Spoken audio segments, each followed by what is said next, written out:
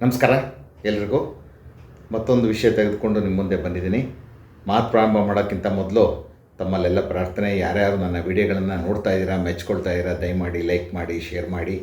ಮತ್ತು ಯಾರ್ಯಾರು ನನ್ನ ಚಾನಲ್ನ ಸಬ್ಸ್ಕ್ರೈಬ್ ಮಾಡ್ಕೊಂಡಿಲ್ಲ, ದಯಮಾಡಿ ಸಬ್ಸ್ಕ್ರೈಬರ್ಗಳಾಗಿ ಸಬ್ಸ್ಕ್ರೈಬ್ ಮಾಡ್ಕೊಳ್ಳಿ ಅಂತ ಹೇಳ್ತಾ ಇವತ್ತಿನ ವಿಷಯಕ್ಕೆ ಹೋಗ್ತಾಯಿದ್ದೀನಿ. ಇವತ್ತು ನಾನು ತಂದಿರುವಂಥ ವಿಷಯ ಈ ಪ್ರಾಪರ್ಟಿ ಟ್ರಾನ್ಸ್ಫರ್ನಲ್ಲಿ ಪೊಸೆಷನ್ ಎಷ್ಟು ಇಂಪಾರ್ಟೆಂಟ್ ಆಗುತ್ತೆ ಅಂತ. ಗೊತ್ತಾಯ್ತಾ? ಈ ಕುರಿತು ನಾನು ಮಾತಾಡ್ತಾ ಇದ್ದೀನಿ. ಆಯಿತಾ? ಇತ್ತೀಚೆಗೆ ಈಗ ನನ್ನ ಮುಂದೆ ಒಂದು ಕೇಸ್ ಇದೆ, ಒಂದು ಜಡ್ಮೆಂಟ್ ಕೂಡ ಇದೆ ನನ್ನ ಹತ್ರ. ಆ ಬಗ್ಗೆ ಓದ್ತಾ ಇರ್ಬೇಕಾದ್ರೆ ಇದು ಯಾಕೆ ವಿಡಿಯೋ ಮಾಡಬಾರ್ದು ಅನ್ನಿಸ್ತು, ಅದಕ್ಕೆ ಮಾಡೋಕ್ಕೆ ಕೂತಿದ್ದೀನಿ. ನಿಮಗೆಲ್ಲ ಗೊತ್ತಿದೆ ಪೊಸೆಷನ್ ಎಷ್ಟು ಇಂಪಾರ್ಟೆಂಟು ಅಂತ. ನಿಮಗೆ ಯಾವುದೋ ಒಂದು ಆಸ್ತಿ ಮೇಲೆ ಯಾವುದೋ ರೀತಿ ಹಕ್ಕಿರ್ಬೋದು, ಸ್ವಾಧೀನ ಇಲ್ಲದೆ ಇದ್ದರೆ ಭಾಳ ಕಷ್ಟ ಆಗಿಬಿಡುತ್ತೆ. ಭಾಳ ಸಲ ಹೇಳಿದ್ದೀನಿ ನಾನು, ಖಾತೆ ಪಾಣಿ ಇರುತ್ತೆ, ಅಥವಾ ಸಿಟಿ ಏರಿಯಾದಲ್ಲಿ ಖಾತೆ ಇರುತ್ತೆ, ಅಥವಾ ಕಾನಿಷ್ಮಾರಿ ನಂಬರ್ ಇರುತ್ತೆ, ಏನೋ ಒಂದಿರುತ್ತೆ, ಆದರೆ ಸ್ವಾಧೀನ ಇರಲ್ಲ. ಏನು ಉಪಯೋಗ? ನಾಳೆ ನೀವು ಮಾರಬೇಕು ಅಂದಾಗಲೂ ಅನುಭವಿಸೋಕ್ಕಾಗಲ್ಲ. ಒಂದು ಮಾರಕ್ಕೆ ಹೋದಾಗ ಅವ್ರು ಕೊಳ್ಳೋರು ಬಂದು ನೋಡಿದರೆ ನೀವು ಸ್ವಾಧೀನದಲ್ಲಿರೋಲ್ಲ, ತೊಗೊಳ್ಳೋದಿಲ್ಲ. ಅವರು 3 ಕಾಸಿಗೆ ಕೇಳ್ತಾರೆ. ಅವಾಗ ನಾವು ನೋಡ್ಕೊಳ್ತೀವಿ, ನಾವು ಕೇಸ್ ನಡೆಸ್ತೀವಿ, ನೀವು 3 ಕಾಸಿಗೆ ಕೊಟ್ಬಿಡಿ ಅಂತ. ಆ ಪರಿಸ್ಥಿತಿ ನೀವು ಬರುತ್ತೆ. ಆದ್ದರಿಂದ ಸ್ವಾಧೀನ ಎಷ್ಟು ಇಂಪಾರ್ಟೆಂಟು ಅಂತ ಹೇಳೋದಕ್ಕೆ ಈ ಕೇಸ್ನ ನಿಮ್ಮ ಮುಂದೆ ತರ್ತಾಯಿದ್ದೀನಿ. ಆಯಿತಾ? ಈಗ ಪವರ್ ಆಫ್ ಅಟಾರ್ನಿ ಸೇಲ್ ಬಗ್ಗೆ ನಾನು ಮಾಡಿದ್ದೆ. ಆ ಪವರ್ ಆಫ್ ಅಟಾರ್ನಿ ಇಟ್ಕೊಂಡೇ ಈ ಕೇಸ್ ಇದೆ. ಇದು ಕತೆ ಶುರುವಾಗದೆ ಪವರ್ ಆಫ್ ಅಟಾರ್ನಿಯಿಂದ. ಆಯಿತಾ? ಒಬ್ಬರು ಒಂದು 2-3 ಎಕರೆಯಲ್ಲಿ ಸೈಟ್ಗಳು ಮಾಡಿದ್ದಾರೆ. ಗೊತ್ತಾಯ್ತಾ? ಎಲ್ರಿಗೂ ಪವರ್ ಆಫ್ ಅಟಾರ್ನಿ ಅವರು ಸೇಲ್ ಅಗ್ರಿಮೆಂಟು ಮಾಡಿಕೊಡ್ತಾ ಇಲ್ಲ, ಸೇಲ್ ಡೀಡು ಮಾಡಿಕೊಡ್ತಾ ಇಲ್ಲ. ಯಾಕಂದರೆ ಆವಾಗ ಸೇಲ್ ಡೀಡ್ ಮಾಡೋಕ್ಕೆ ಅವಕಾಶ ಇರಲಿಲ್ಲ ರೆವೆನ್ಯೂ ಸೈಟ್ ಮಾಡೋದಕ್ಕೆ. ಅವಾಗ ಏನು ಮಾಡಿದ್ದಾರೆ, ಸೇಲ್ ಅಗ್ರಿಮೆಂಟ್ ಮಾಡಿಸ್ಕೋಬೋದಿತ್ತು ಒಬ್ಬರು ಪಾರ್ಟಿ. ಅವ್ರೇನು ಮಾಡಿದ್ದಾರೆ, ಒಂದು ಪವರ್ ಆಫ್ ಅಟಾರ್ನಿ ಮಾಡ್ಕೊಂಡಿದ್ದಾರೆ. ಗೊತ್ತಾಯ್ತಾ? ಪವರ್ ಆಫ್ ಅಟಾರ್ನಿ ಸೇಲ್ ಮಾಡ್ತಕ್ಕಂಥ ಅಧಿಕಾರನ ಕೊಟ್ಟಿದ್ದಾರೆ. ಆಯಿತಾ? ಅವ್ರೇನು ಮಾಡಿದ್ರು, ಒಂದಷ್ಟು ವರ್ಷ ಇಟ್ಕೊಂಡ್ರು. ಗೊತ್ತಾಯ್ತಾ? ಆಸ್ತಿ ಯಾವುದೊಂದು ಗೊತ್ತಿತ್ತು, ಇದೇ ಆಸ್ತಿನ ತೋರಿಸಿದ್ರು, ಆಯಿತು ಅಂದರು. ನಂತರ ಏನು ಮಾಡಿದ್ರು, ಸ್ವಲ್ಪ ದಿವಸದ ಮೇಲೆ ಅವ್ರೇನು ಮಾಡಿದ್ರು, ಆ ಒಂದು ಆಸ್ತಿನ ಆ ಮನುಷ್ಯ ತಮ್ಮ ಕುಟುಂಬದ ಸದಸ್ಯರಿಗೆ ಒಬ್ಬರಿಗೆ ಟ್ರಾನ್ಸ್ಫರ್ ಮಾಡ್ತಾರೆ, ಸೇಲ್ ಡೀಡ್ ಕೊಡ್ತಾರೆ, ಸೇಲ್ ಡೀಡ್ ಮಾಡ್ತಾರೆ. ಸಬ್ ರಿಜಿಸ್ಟ್ರ್ ಹತ್ರ ಹೋದರು, ಪವರ್ ಆಫ್ ಅಟಾರ್ನಿ ಇದೆ, ಆ ಓನರ್ ನನಗೆ ಇದನ್ನು ಟ್ರಾನ್ಸ್ಫರ್ ಮಾಡೋದಕ್ಕೆ ಪವರ್ ಕೊಟ್ಟಿದ್ದಾರೆ, ದಯಮಾಡಿ ಟ್ರಾನ್ಸ್ಫರ್ ಮಾಡಿಕೊಡಿ, ನಾನು ಟ್ರಾನ್ಸ್ಫರ್ ಮಾಡ್ತಾಯಿದ್ದೀನಿ ಅಂತ ಸೇಲ್ ಡೀಡ್ ಬರ್ಕೊಟ್ರು. ಆಯಿತು, ಖಾತಾನೂ ಆಯಿತು. ಅಕ್ಕಪಕ್ಕದವ್ರಿಗೆ ಜಗಳ ಶುರುವಾಯಿತು. ಕೋರ್ಟಿಗೆ ಹೋಯ್ತು, ಇಂಜೆಕ್ಷನ್ ದಾವಾ ಕೇಳಿದ್ರು. ಯಾರು? ಈ ಪವರ್ ಆಫ್ ಅಟಾರ್ನಿ ಪಡೆದವರಿಂದ ಸೇಲ್ ಡೀಡ್ ಮಾಡಿಸ್ಕೊಂಡಿದ್ರಲ್ಲ, ಅವರು ಇಂಜೆಕ್ಷನ್ ಕೇಳಿದ್ರು. ಆ ಕೋರ್ಟಿನ ಮುಂದಂಥ ಪ್ರಶ್ನೆ 2 ಭಾಳ ಮುಖ್ಯವಾದ ಪ್ರಶ್ನೆ ಕೋರ್ಟ್ ಎತ್ತಿದೆ. ನನಗೂ ಅದು ಭಾಳ ಸಮಂಜಸ ಅನ್ನಿಸ್ತು. ಏನಂದರೆ, ಈ ಪವರ್ ಆಫ್ ಅಟಾರ್ನಿ ತಗೊಳ್ತಿರಲ್ಲ, ಆ ಪವರ್ ಆಫ್ ಅಟಾರ್ನಿಲಿ ಕೆಲವು ನೀವು ಖಾತೆ ಮಾಡಿಸ್ಕೋಬೋದು, ಮತ್ತೊಂದು ಡೆಪ್ಟಿ ಮಿಷನ್ ಆ ಅಥಾರಿಟಿ ಕಾಣ್ಬೋದು, ಈ ಅಥಾರಿಟಿ ಕಾಣ್ಬೋದು, ಪೊಲೀಸ್ ಸ್ಟೇಷನ್ಗೆ ಹೋಗ್ಬೋದು, ಎಲ್ಲ ಬರ್ಸ್ಕೊಂಡಿರ್ತೀರ. ಜೊತೆಗೆ ಇದನ್ನು ಮಾರಾಟನೂ ಮಾಡಬಹುದು ಅಂತಲೂ ಬರ್ಸ್ಕೊಂಡಿರ್ತೀರ. ಹೌದಾ? ಮಾಡಿರ್ತೀರ. ಮತ್ತು ಅಲ್ಲಿ 2 ಮುಖ್ಯವಾದ ಅಂಶಗಳು ಇರಲ್ಲ ಅಲ್ಲಿ ಪವರ್ ಆಫ್ ಅಟಾರ್ನಿಯಲ್ಲಿ. ಇದು ಭಾಳ ಮುಖ್ಯ. ಅಲ್ಲೇನಾಗುತ್ತೆ, ನೀವು ಹಣ ಕೊಟ್ಟಿರ್ತೀರ ಆತಂಗೆ, ಯಾರಿಂದ ನೀವು ತೊಗೊಳ್ತಿರಲ್ಲ, ಅವನಿಗೆ ಅಗ್ರಿಮೆಂಟ್ ಮಾಡ್ಕೊಂಡಿಲ್ಲ, ನೀವು ಅಗ್ರಿಮೆಂಟ್ ಮಾಡ್ಕೋಬೇಕಿತ್ತು, ಮಾಡ್ಕೊಂಡಿಲ್ಲ, ಸೇಲ್ ಡೀಡ್ ಮಾಡೋಕ್ಕೆ ಅವಕಾಶ ಇಲ್ಲ ಅಂತ ಇಟ್ಕೊಳ್ಳಿ. ಆಗೇನಾಗುತ್ತೆ, ನೀವು ಪವರ್ ಆಫ್ ಅಟಾರ್ನಿ ತೊಗೊಳ್ತೀರ. ಪವರ್ ಆಫ್ ಅಟಾರ್ನಿಲಿ 2 ಮುಖ್ಯವಾದ ಅಂಶಗಳು ಬಿಟ್ಟು ಹೋಗ್ಬಿಡುತ್ತೆ, ನಿಮ್ಮ ಗಮನಕ್ಕೆ ಬರಲ್ಲ, ಅಥವಾ ನೀವು ಗಮನಿಸಲ್ಲ. ಯಾಕೆ ಗಮನಿಸಲ್ಲ ಅಂದರೆ ಲಾಯರ್ ಹತ್ರ ಹೋಗಲ್ಲ. ಹೋದ್ರೆ ತಾನೇ ಗೊತ್ತಾಗೋದು, ಹೋಗಲ್ಲಪ್ಪ. ಏನಾಗುತ್ತೆ, ಒಂದು, ನೀವು ಅವನಿಗೆ ಹಣ ಕೊಟ್ಟಿದ್ರೆ ಇಲ್ಲಿ ಕಾಣಿಸಿರಲ್ಲ. ಹಣ ಕೊಟ್ಟಿದ್ದು ಕಾಣಿಸಿದರೆ ಅದು ಇರ್ರವೋಕಬಲ್ ಪವರ್ ಆಫ್ ಅಟಾರ್ನಿ ಆಗುತ್ತೆ. ಗೊತ್ತಾಯ್ತಾ? ರದ್ದುಪಡಿಸಲಾಗದ ಪವರ್ ಆಫ್ ಅಟಾರ್ನಿ ಆಗುತ್ತೆ. ಇದನ್ನು ಮರಿತೀರಾ ನೀವು. 2ನೇದಾಗಿ, ಅವನು ಆಸ್ತಿಯ ಸ್ವಾಧೀನವನ್ನು ನಿಮಗೆ ಕೊಟ್ಟಿದ್ದಾನೆ ಅಂತ ಬರ್ಸ್ಕೋಬೇಕದರಲ್ಲಿ. ಗೊತ್ತಾಯ್ತಾ? ಅವನು ನಿಮಗೆ ಸ್ವಾಧೀನ ಕೊಟ್ಟರೆ ನೀವು ನಿಮ್ಮಿಂದ ಸ್ವಾಧೀನವನ್ನು ಬೇರೆಯವ್ರಿಗೆ ಕೊಡೋಕ್ಕೆ ಸಾಧ್ಯ. ನಿಮಗೆ ಅವ್ನು ಸ್ವಾಧೀನ ಕೊಡದೇ ಇದ್ಮೇಲೆ ನೀವು ಬೇರೆಯವ್ರಿಗೆ ಹೆಂಗೆ ಕೊಡ್ತೀರಾ? ಆಯಿತಾ? ಇದು 2 ಹುಳುಕಿದೆ ನಿಮ್ಮ ಪವರ್ ಆಫ್ ಅಟಾರ್ನಿಲಿ. ನೀವೇನು ಮಾಡ್ತೀರಾ, ಕುಟುಂಬದ ಸದಸ್ಯರಿಗೆ ಒಬ್ಬರಿಗೆ power of attorney sale deed ಮಾಡಿಕೊಡ್ತೀರಾ. ಮತ್ತು ಅಲ್ಲಿ ಸೇಲ್ ಡೀಡ್ ಬರ್ಕೊಡ್ತಾ ನೀವೇನು ಹೇಳ್ತೀರಾ, ನಾನು ಇವತ್ತು ಇದನ್ನು ಇವ್ರಿಗೆ ಮಾರ್ತಾ ಇದ್ದೀನಿ, ಸ್ವಾಧೀನ ಹಸ್ತಾಂತರ ಮಾಡ್ತಿದ್ದೀನಿ ಅಂತ ಬರ್ಕೊಡ್ತೀರಾ. ಹೌದಾ? ಅಲ್ಲಿ 2 ತಾಂತ್ರಿಕವಾಗಿ 2 ತಪ್ಪಾಗುತ್ತೆ. ಒಂದು, ಈ ಆಸ್ತಿಯ ಬೆಲೆ ಇದೆಯಲ್ಲ, ಪವರ್ ಆಫ್ ಅಟಾರ್ನಿ ಹೋಲ್ಡರ್ಗೆ ತಲುಪಿದೆಯೋ ಇಲ್ಲೋ ಅನ್ನೋದಕ್ಕೆ ಉತ್ತರ ಇಲ್ಲ. ಬಿಡಿ, ಅದು ಬೇಡ, ಆಯಿತು, ಮುಂದಕ್ಕೆ ಬರ್ತೀನಿ.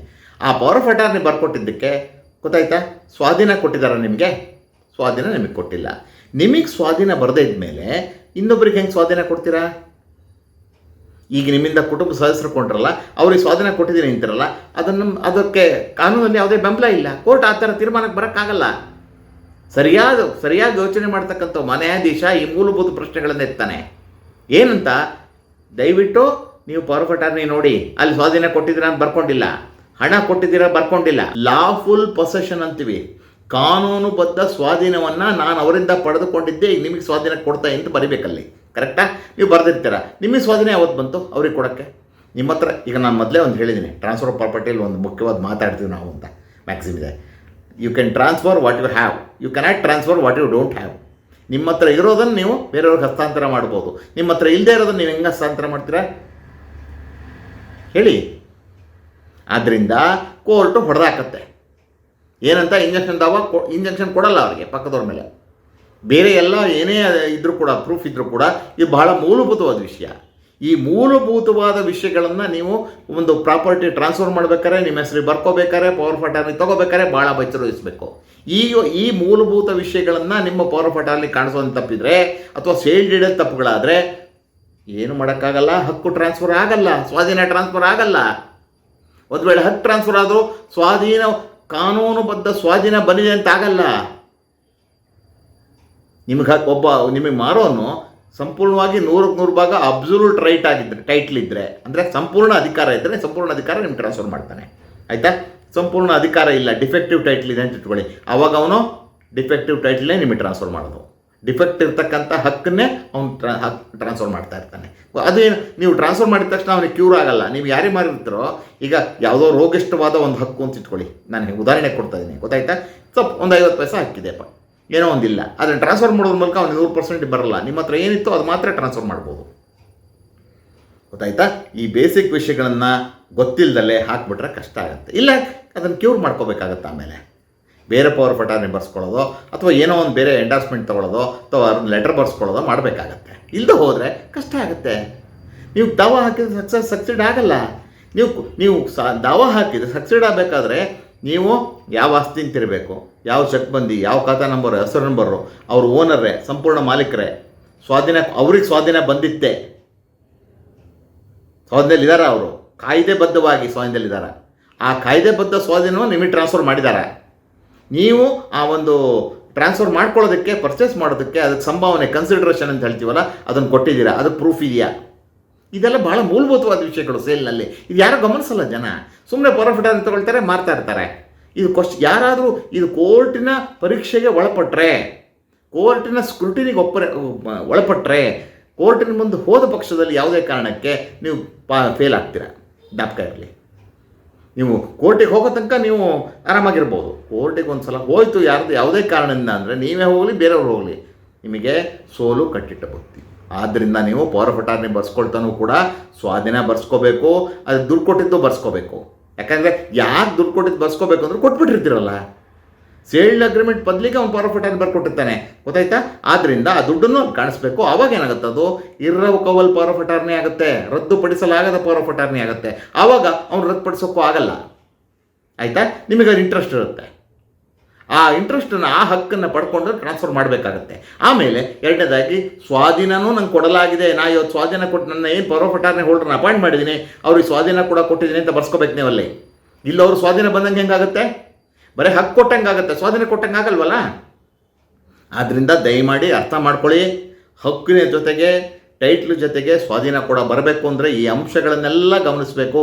ಈ ಅಂಶಗಳನ್ನೆಲ್ಲ ಸಣ್ಣ ಸಣ್ಣ ವಿಷಯಗಳು ಅಂತ ಅನಿಸ್ಬೋದು, ಬಹಳ ಮುಖ್ಯವಾದ ಅಂಶಗಳು. ಇವು ತೀರ್ಮಾನ ಮಾಡ್ತವೆ ನಿಮ್ಗೆ ಹಕ್ಕು ಸ್ವಾಧೀನ ಬರುತ್ತೆಯೇ ಇಲ್ಲವೇ, ಬಂದಿದೆಯೇ ಇಲ್ಲವೇ ಅಂತಕ್ಕಂಥದ್ದು.